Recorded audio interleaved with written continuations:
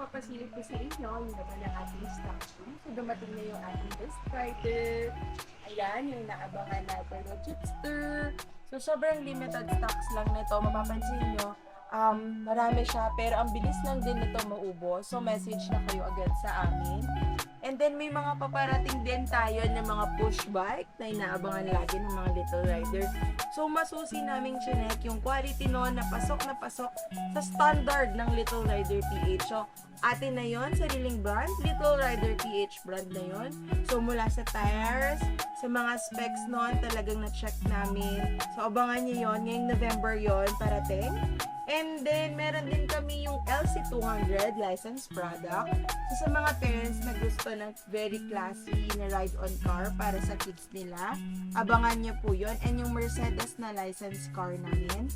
So, ngayon po darating yon the month of November. So, prepare na po kayo, message na po kayo agad sa amin. Dahil dito po sa Little Rider PH, we make kids super happy.